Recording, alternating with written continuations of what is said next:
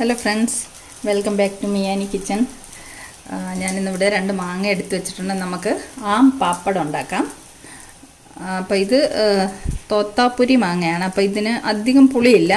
അപ്പോൾ നമ്മൾ കുറച്ച് പഞ്ചസാരയും കൂടെ ആഡ് ചെയ്തിട്ടാണല്ലോ ആം പാപ്പടം ഉണ്ടാക്കുന്നത്. അപ്പോൾ അതിന് വേണ്ടിയിട്ട് ഈ തോത്താപ്പുരി മാങ്ങയൊക്കെ എടുക്കുകയാണെങ്കിൽ അധികം പഞ്ചസാര യൂസ് ചെയ്യേണ്ട ആവശ്യം വരത്തില്ല. അപ്പോൾ ഞാനിവിടെ 2 മാങ്ങ എടുത്തിട്ടുണ്ട്. ഈ മാങ്ങ നമുക്ക് തോലൊക്കെ ചെത്തി വൃത്തിയാക്കി കഷ്ണങ്ങളായിട്ട് നുറുക്കി കൊണ്ടുവരാം. നമ്മൾ 2 മാങ്ങയും കട്ട് ചെയ്ത് ഇതുപോലെ കഷ്ണങ്ങളാക്കി നുറുക്കി ഒരു കുക്കറിലിട്ടിട്ടുണ്ട്. ഇതിലേക്ക് നമുക്ക് 2 ചെറിയ കഷ്ണം കറുവപ്പട്ട, ഒരു 5-8 കുരുമുളക് മുഴുവത്തോടെ ഇടാം. പിന്നെ 1 കപ്പ് പഞ്ചസാര ഇടാം. ഇനി ഇതിലേക്ക് കുറച്ച് വെള്ളം ഒഴിക്കാം. ഈ മാങ്ങ വേകാൻ ആവശ്യത്തിനുള്ള ഒരു 1-1.5 കപ്പോളം വെള്ളം ഒഴിച്ചിട്ടുണ്ട്. ഇതെല്ലാം കൂടെ നമുക്ക് അടുപ്പത്ത് വെച്ച് നല്ലതുപോലെ വേവിച്ച് കൊണ്ടുവരാം. ഒരു 3 വിസിൽ വരെ കൊടുക്കണം. 3 വിസിൽ പോയി കഴിയുമ്പോൾ നമുക്ക് ഫ്ലെയിം ഓഫ് ചെയ്ത് ഇത് തണുക്കുമ്പോൾ തുറന്ന് എടുക്കാം. മാങ്ങയൊക്കെ വെന്തിട്ടുണ്ട്. കുക്കറിൻ്റെ പ്രഷറൊക്കെ പോയിട്ടുണ്ട് മുഴുവനായിട്ടും. അപ്പോൾ ഇത് നമുക്കിനി തുറക്കാം. ഇത് കണ്ടോ, ഇതേ രീതിയിൽ മാങ്ങ നല്ലതുപോലെ വെന്ത് വന്നിട്ടുണ്ട്. ഇതിനി നമുക്ക് ഒരു അരിപ്പയ്ക്കകത്തൂടെ ഒഴിച്ചിട്ടിത് പ്രസ് ചെയ്ത് എടുക്കാം. ഇത് വേണമെങ്കിൽ അരച്ചും എടുക്കാം. അരച്ചെടുക്കുമ്പോൾ എന്താണെന്ന് പറഞ്ഞാൽ ഈ കുരുമുളകൊക്കെ എടുത്ത് മാറ്റേണ്ടി വരും, അല്ലെങ്കിൽ ഒരു കറുപ്പ് കളർ വരും.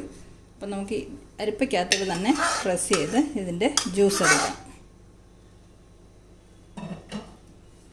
ഇനി അരയ്ക്കണം എന്നുണ്ടെങ്കിൽ ഇതിലെ കുരുമുളകും നമ്മുടെ കറുവപ്പട്ടയൊക്കെ ഇട്ടില്ലേ, അതൊക്കെ എടുത്ത് മാറ്റിയിട്ട് അരച്ച് നമുക്കിത് എടുത്തുകൊണ്ട് വരാം.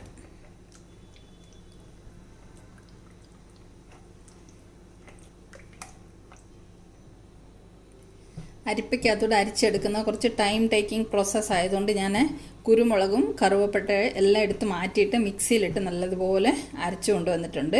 ഇനി ഇത് നമുക്ക് ഒരു പാനിലൊഴിച്ച് കുറുക്കിയെടുക്കാം. പാൻ അടുപ്പത്ത് വെച്ചിട്ടുണ്ട്. അതിലേക്ക് നമുക്ക് അരച്ച മാങ്ങ ഒഴിച്ചു കൊടുക്കാം. ഒഴിച്ചു കൊടുത്ത് നല്ലതുപോലെ ഇളക്കി കുറുക്കി കൊണ്ടുവരാം.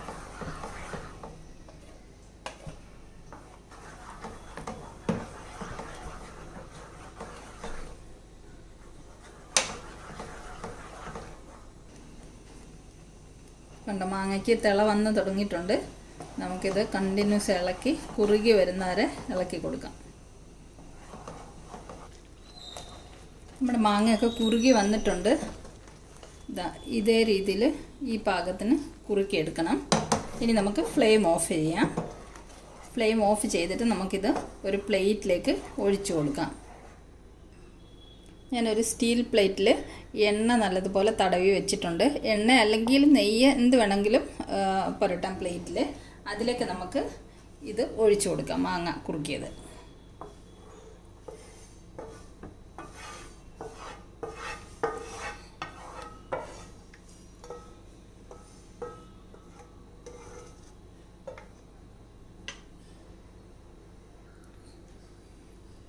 ഇത് കണ്ടോ, ഇത് നമ്മൾ പ്ലേറ്റിലേക്ക് ഒഴിച്ച് നല്ലതുപോലെ നിരത്തി വെച്ചിട്ടുണ്ട്.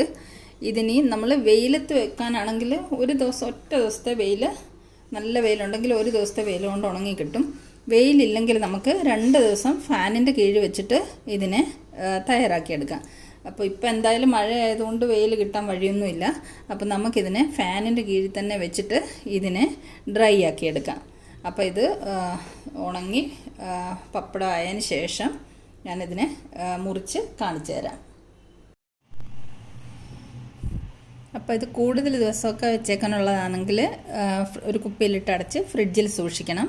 2 ദിവസമൊക്കെ നമുക്കിത് പുറത്ത് വെച്ചിട്ട് ഉപയോഗിക്കാം. 2-3 ദിവസത്തിൽ കൂടുതൽ പുറത്ത് വെച്ചാൽ ചിലപ്പോൾ അത് കേടായി പോവും, പൂപ്പലൊക്കെ വരാൻ സാധ്യതയുണ്ട്. അപ്പോൾ ഒരു കുപ്പിയിലടച്ച് ഫ്രിഡ്ജിൽ വെച്ച് സൂക്ഷിച്ചാൽ കുറേ ദിവസം നമുക്കിത് ഉപയോഗിക്കാം. അപ്പോൾ ഈ വീഡിയോ ഇഷ്ടമായെങ്കിൽ ഇതുപോലെ എല്ലാവരും തയ്യാറാക്കി നോക്കണം. മാങ്ങയുടെ സീസണൊക്കെ കഴിയുന്നതിന് മുമ്പ് കുറച്ച് തയ്യാറാക്കി വെച്ചാൽ ഫ്രിഡ്ജിൽ വെച്ചാൽ നമുക്ക് ഉപയോഗിക്കാമല്ലോ. അപ്പം വീഡിയോ ഇഷ്ടമായെങ്കിൽ എല്ലാവരും വീഡിയോ ഒന്ന് ലൈക്ക് ചെയ്യാനും ഷെയർ ചെയ്യാനും സബ്സ്ക്രൈബ് ചെയ്യാനും മറക്കല്ലേ. അപ്പോൾ അടുത്തൊരു സിമ്പിൾ വീഡിയോയുമായിട്ട് നമുക്ക് വീണ്ടും കാണാം. Thanks a lot for watching the video.